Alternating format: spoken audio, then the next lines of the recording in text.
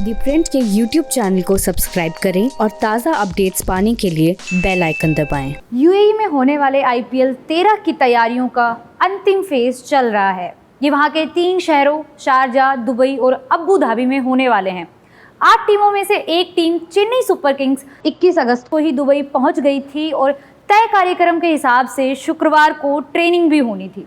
लेकिन उसी बीच team member Suresh Raina का अचानक भारत वापस आ जाना कई तरीके के कयासों को तूल दे रहा है।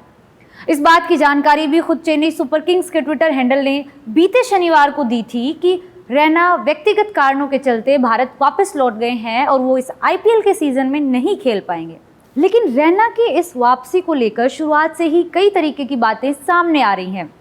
खबरें आई थी कि टूर्नामेंट से पहले 13 लोग कोरोना पॉजिटिव पाए गए थे, जिसमें से 2 खिलाड़ी भी शामिल थे। इस पूरे मामले पर क्लैरिटी तब आई जब चेन्नई सुपर किंग्स के मालिक एन श्रीनिवासन ने आउटलुक मैगजीन को एक इंटरव्यू दिया। इसमें उन्होंने बताया कि रैना खराब कमरे और कोरोना के डर की वजह से वापस आए हैं। खराब कमरे की बात को लेकर भी रिपोर्ट्स आई थी कि रैना धोनी को मिलने वाले कमरे की तरह ही अपना कमरा चाहते थे। मतलब धोनी के कमरे में बालकनी थी और रैना के कमरे में बालकनी नहीं थी।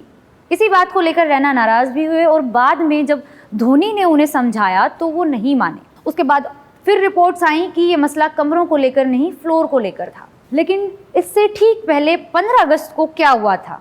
MS धोनी ने इंटरनेशनल वर्ल्ड क्रिकेट से अपनी रिटायरमेंट की घोषणा की थी, तो रैना ने भी इंस्टाग्राम पर एक तस्वीर लगाते हुए अपनी रिटायरमेंट की घोषणा की।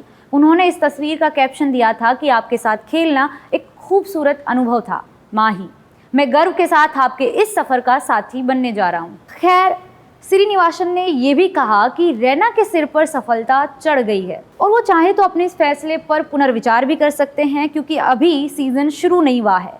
वो ये भी जोड़ते हैं कि आखिरकार रैना इस बात को रियलाइज़ करेंगे कि वो क्या बात मिस कर रहे हैं। इसके साथ ही रैना को इस IPL सीज़न से मिलने वाली सैलरी के नुकसान का भी अंदाज़ा होगा, क्योंकि इस IPL में 11 करोड़ रुपए सैलरी के तौर पे खिलाड़ियों को दिया जाने वाला है। हालांकि बाद में उन्होंने अपने इस बयान को लेकर सफाई दी कि उनकी बात का गलत मतलब निकाला जा रहा है। लेकिन अब जाकर पारिवारिक मामला सामने आया है और जो घटनाक्रम सुरेश रैना ने ट्विटर पर बताया है वो किसी के भी रोंगटे खड़े कर सकता है। सुरेश रैना ने ट्विटर पर लिखा कि पंजाब में मेरे परिवार के साथ जो हुआ वो भयानक है। मेरे अंकल को मौत की घाट उतार दिया गया। मेरी बुआ और मेरे 2 चचेरे भाइयों की हालत गंभीर बनी हुई है। दुर्भाग्य से मेरी चचेरी बहन की बीती रात जिंदगी से जूझते हुए मौत हो गई।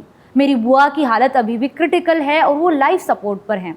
हम आज तक नहीं जान पाए कि उस रात क्या हुआ था और किसने ऐसा किया।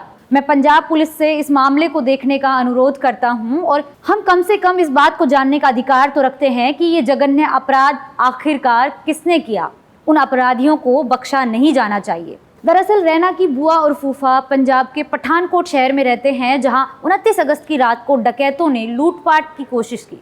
इस दौरान ही रैना की बुआ और फूफा पर धारदार हथियारों से हमला किया गया। 58 साल के फूफा अशोक तराल की मौके पर ही मौत हो गई। अब जाकर पंजाब के मुख्यमंत्री अमरिंदर सिंह ने 11 दिन बाद इस घटनाक्रम का संज्ञान लिया है और उन्होंने ट्विटर पर लिखा है कि रैना के परिवार पर हुए इस हमले की जांच के आदेश दे दिए गए हैं। उन्होंने ये भी बताया कि पंजाब पुलिस की एक SIT इस मामले की जांच करेगी। उन्होंने सुरेश रैना को बेटा कहते हुए संबोधित किया और बताया कि DC और SSP परिवार से मिल चुके हैं और अपराधियों को सजा जरूर दिलाई जाएगी। हालांकि क्रिकेट जगत के लोगों का मानना है कि इसके पीछे कई सारी वजहें हैं, जैसे क्वारंटाइन के नियमों, कोरोना के बढ़ते केसों और पारिवारिक मसले ने रैना को ट्रिगर किया होगा, जिसकी वजह से वो भारत लौटे होंगे।